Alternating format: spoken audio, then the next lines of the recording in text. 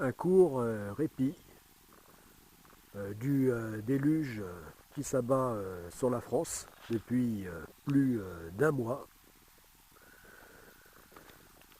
En cette mi-novembre 2023,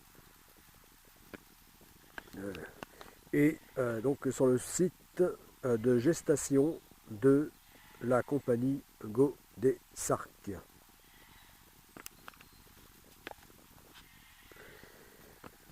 Voilà, alors il y a tellement plu que la piscine qui avait perdu 500 litres d'eau par évaporation au bout de 3 mois, donc au cours de l'été, eh bien, a repris plus d'1 tonne de flotte. Voilà, puisqu'elle a même dépassé son niveau maximum et là au point de déborder. Voilà, donc là ça fait plusieurs semaines qu'elle ne fait que déborder. Voilà.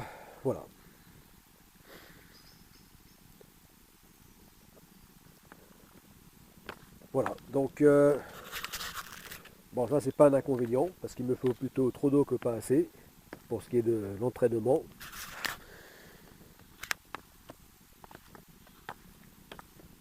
L'entraînement, donc elle a Sup Go Rack au final.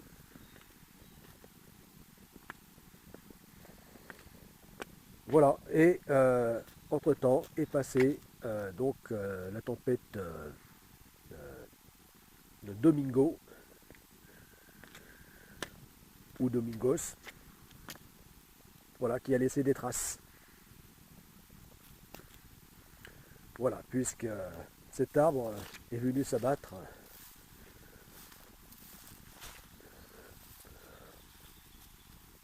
entre le site d'entraînement statique à la nage,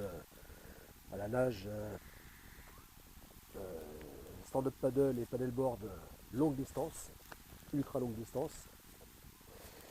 Voilà, donc s'abattre entre ce site d'entraînement et le site de construction de Godessarc 1.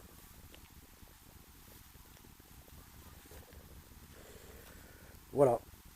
Et donc là, nouveau phénomène, puisqu'il n'y a jamais eu autant d'humidité, avec cette pluie perpétuelle depuis plusieurs semaines, plus d'1 mois même, donc qui a provoqué donc tant de choses bizarres comme ce pourrissement de l'herbe, chose qui ne s'est jamais produite jusque-là. L'herbe qui pourrit et forme une espèce de pâte, des champignons partout, inconnus, qui se sont mis à pousser. Là qu'on ne voit plus là maintenant parce que ils ont pourri aussi.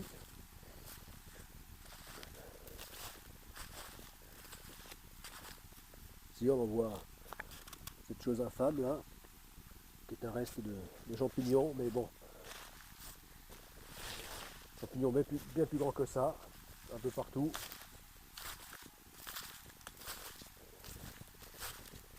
Et bien sûr, pour ce qui est de la construction de ce petit voilier océanique en acier, Godessarc 1, pour la première phase donc de la Godessarc Company, la première phase, eh bien,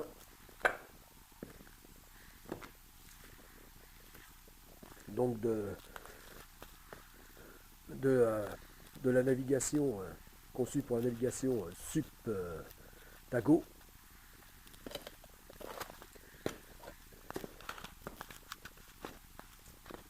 eh bien, même à l'abri de la pluie, donc l'acier s'est mis à rouiller. Voilà, tant le niveau d'humidité est important. Il est à plus de 60, au-delà de 70%. Voilà, D'habitude, donc ces plaques d'acier, donc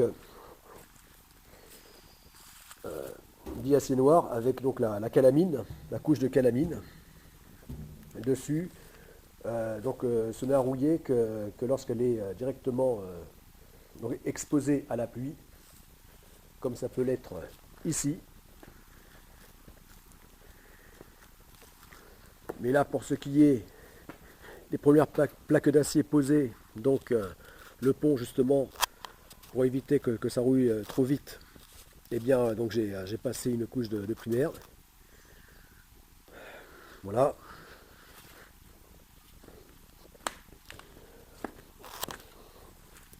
Donc d'ici, en attendant la fin de la construction. Et là, eh bien, chose incroyable, même à l'abri, hein, là il n'y a pas une goutte qui tombe ici, même s'il y a des fuites par ailleurs, eh bien ça a rouillé. Voilà.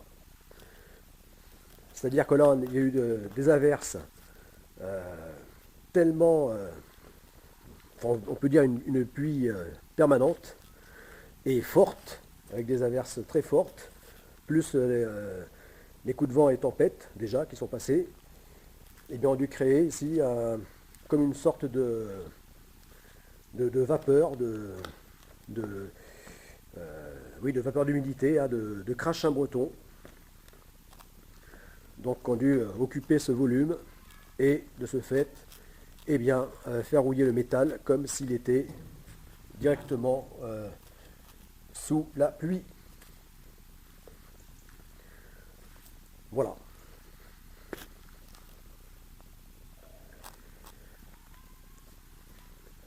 Voilà, donc en Gironde, la situation n'est pas aussi dramatique que peut l'être dans la région Nord-Pas-de-Calais, dans le nord-ouest de la France. Mais quand même, la situation est devenue sérieuse. Donc pour d'autres régions de France, donc notamment l'Aquitaine, et ici plus précisément donc en Gironde. Voilà. Donc, du coup, là je m'apprête à passer à une couche de primaire. Voilà ce que je comptais faire.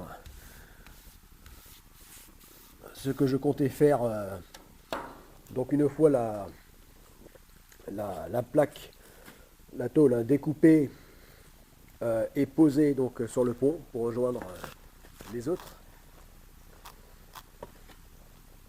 Finalement, je le fais maintenant, tant qu'il y a ce répit justement, au cours, hein, à peine une journée. Voilà, puisque c'est reparti dès demain. Pour combien de jours, combien de semaines, combien de mois même. Voilà, comme ça s'est passé, je ne sais plus quand, je ne sais plus si c'était autour de 2014, mais il y avait eu une période de pluie interminable. Je crois qu'on s'était tapé 8 mois de pluie. En France, c'était quand même assez particulier. Et d'ailleurs, ce qui avait provoqué aussi des inondations, enfin provoqué de gros problèmes aux agriculteurs ici, des pertes. Là, on dirait que ça, voilà, cet automne-hiver, ça en prend on dirait que c'est le même scénario. Voilà, j'espère que ça ne va pas l'être jusqu'au bout. Voilà, parce que pour moi aussi, sans être agriculteur, ça me pose de gros problèmes pour arriver à construire donc ce voilier dans de telles conditions. Même si là j'ai installé un système justement pour se protéger de la pluie.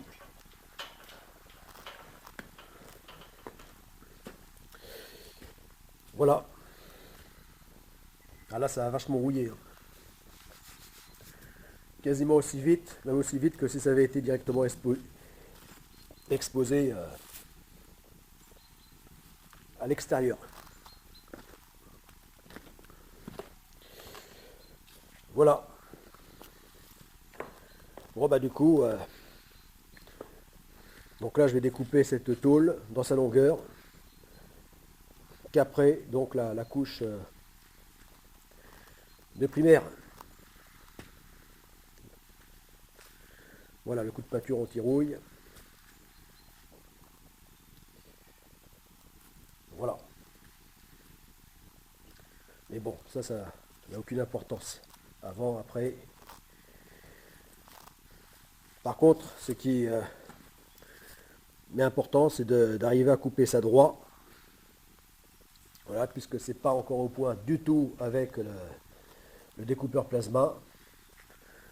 Voilà, donc là je m'apprête à couper ça avec donc une disqueuse.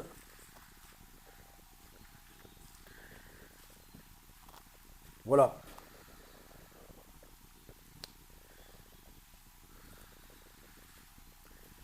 Mais pour ça, faut-il que ce déluge s'arrête pour de bon, hein, pas juste pour à peine une journée.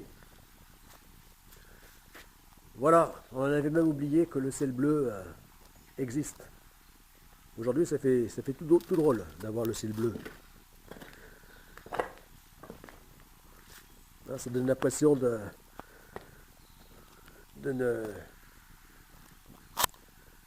à l'air libre, de ne rien avoir sur la tête.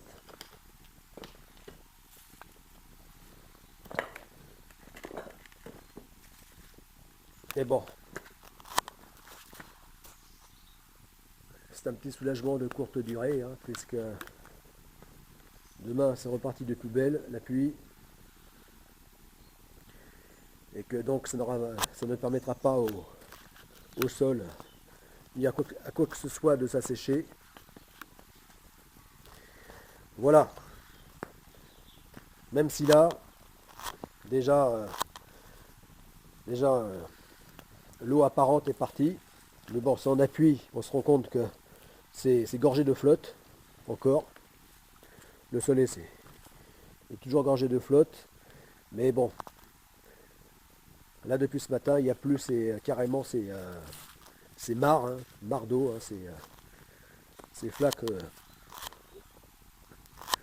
avec plusieurs centimètres, hein, voire à certains endroits ici, 10 centimètres de flotte. Voilà, là il faut carrément sortir les bottes, et même mes vieilles bottes de marin pêcheur que j'étais. Voilà, pour pouvoir avancer la construction.